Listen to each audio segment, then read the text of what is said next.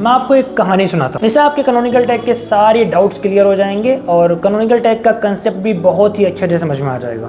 तो एक फैमिली थी, उसमें दो लड़कियाँ थी और वो दोनों बिल्कुल एक जैसी ही दिखती थी। उनमें से एक का नाम था कविता और दूसरी का नाम था सविता। और उनके घर में इस चीज़ को लेकर बचपन से ही बहुत ज़्यादा कन्फ्यूजन रहती थी। और फिर एक दिन कविता की शादी हो गई और कविता अपने हस्बैंड के घर चली गई।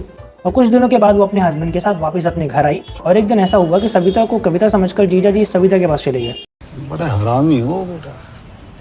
अब क्योंकि दामाद जी तो अपने ही थे और ये मिस्टेक होना बहुत ही कॉमन था, तो घर वालों ने सोचा कि कुछ सोल्यूशन निकालते हैं जिससे आगे चल के जीजा जी को ये समझ में आ जाए कि कौन सविता है और कौन कविता है। तो उन्होंने कविता के ऊपर एक निशान लगा दिया जिससे जीजा जी को ये समझ में आ जाए कि ये कविता है। तो इसी तरीके से अगर आपकी वेबसाइट पर तो बिल्कुल एक जैसे दिखने वाले पेज है तो गूगल और जीजा जी दोनों के कंफ्यूजन हो जाते हैं कि इनमें से सविता कौन है और कविता कौन है। तो हम क्या करते हैं कि हम अपने मेन पेज के ऊपर यानी कि कविता के ऊपर एक निशान लगा देते हैं और उस निशान को हम बोलते हैं कैनोनिकल टैग। तो कविता पर निशान लगाने के बाद जीजा जी अगले कई दिनों तक बिल्कुल कंफ्यूज नहीं हुए, लेकिन एक दिन फिर ऐसा हुआ कि सविता के ऊपर भी सेम ही निशान लगा हुआ था। तो जीजा जी दोबारा से कंफ्यूज हो गए और वो कविता के पास जाने के बजाय दोबारा से सविता के पास चले गए।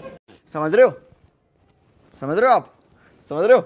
अब क्योंकि दामाद जी तो घर के ही थे तो घर वालों ने दोबारा से प्लान बनाया और सोचा कि हम ऐसा करते हैं कि कविता के ऊपर तो निशान लगा ही हुआ है, हम सविता के ऊपर भी निशान लगा देते हैं ताकि जीजा जी अगर गलती से सविता के पास पहुंच भी जाए तो उनको पता चल जाए कि ये सविता है, कविता नहीं है, और उनको कविता के पास जाना है, सविता के पास नहीं जाना है। इसलिए हम क्या करते हैं कि हम जो है अपने मेन पेज पे यानी कि कविता पे एक निशान लगा देते हैं जिसको हम बोलते हैं सेल्फ रेफरेंसिंग कैनोनिकल टैग, और दूसरे पेज पे जो कि हमारा डुप्लीकेट पेज है और जो कि है सविता, उसके ऊपर हम जो है एक दूसरा निशान लगा देते हैं जिसको हम बोलते हैं डुप्लीकेट कंटेंट कैनोनिकल टैग।